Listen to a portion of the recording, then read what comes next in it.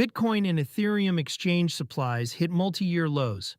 Bitcoin and Ethereum are sitting on their thinnest exchange balances in years. On-chain analytics firm Santiment reported that the share of BTC held on exchanges has dropped to its lowest level since 2017, while ETH on exchanges is at its lowest since 2015. The firm published the reading through Cointelegraph on July 8, 2026, and framed the drain as a sign of stronger holder conviction. The price tape does not yet match that conviction. As of July 8, 2026, Bitcoin trades at $62,821, down 0.4% on the day, and Ethereum at 1755, down 0.9%, per CoinMarketCap data. The Fear and Greed Index reads 27, firmly in fear.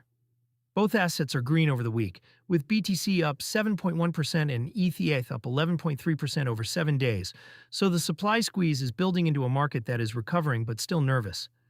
Coins leaving the order book's exchange supply measures how much of a coin sits in wallets tied to trading venues. When that balance falls, it usually means holders are pulling assets into private custody, hardware wallets, or staking contracts. Those coins are harder to sell on impulse, so a lower exchange balance is read as reduced near-term sell pressure. For Ethereum, the 2015 comparison is close to the start of the network's life, when very little ETH existed on any exchange at all.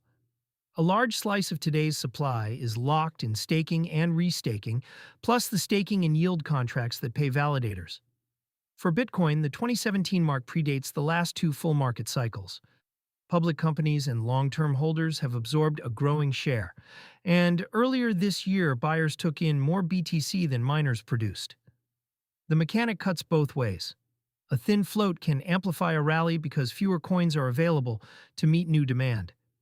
It can also amplify a drop.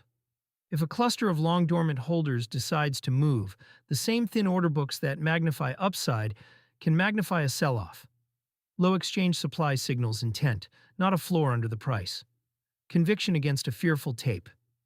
The gap between the on-chain picture and the sentiment reading is the story here. Santiment's data describes accumulation. The Fear and Greed Index at 27 describes a market that does not trust the bounce. Historically, tightening supply during a fear phase has preceded outsized moves, though the direction is never guaranteed by the supply data alone. Santiment attributes the pattern to conviction. That is a reasonable read of wallets moving off exchanges, but it is one firm's interpretation of one metric. Exchange supply figures also shift when venues reshuffle cold wallet addresses, or when large custodians move balances for operational reasons. So a single data point is worth treating as a signal to watch rather than a settled conclusion. The other side of the same drain, the bullish framing has a counterweight. Separate Glassnode data. This drawdown showed more Bitcoin held at a loss than in profit for the first time, which means many of the coins leaving exchanges belong to holders who are currently underwater. Coins in cold storage are not automatically diamond hands. Some are simply stuck, held by owners waiting to break even before they sell.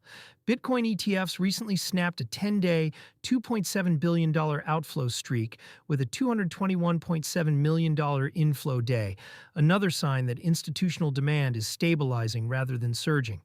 Put together, the supply drain, the recovering ETF flows, and the underwater cost basis sketch a market that is coiled rather than clearly bullish. Reading it as a spender. For anyone who actually spends crypto, the takeaway is about behavior, not price prediction.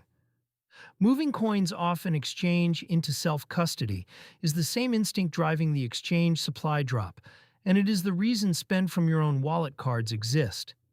A self-custody card lets a holder keep assets in a wallet they control and spend at the point of sale, without parking a balance on a venue that could freeze withdrawals during stress. That distinction matters more when order books are thin and volatility can spike fast. The counterparty lesson from past cycles still applies. Balances left on a custodial platform are only as safe as the platform. The FTX and Wirecard failures froze user funds overnight. A shrinking exchange supply is, in part, a market-wide vote for holding your own keys. None of this is a forecast. Tight supply raises the odds of a sharp move without dictating which way. This is market analysis, not financial advice.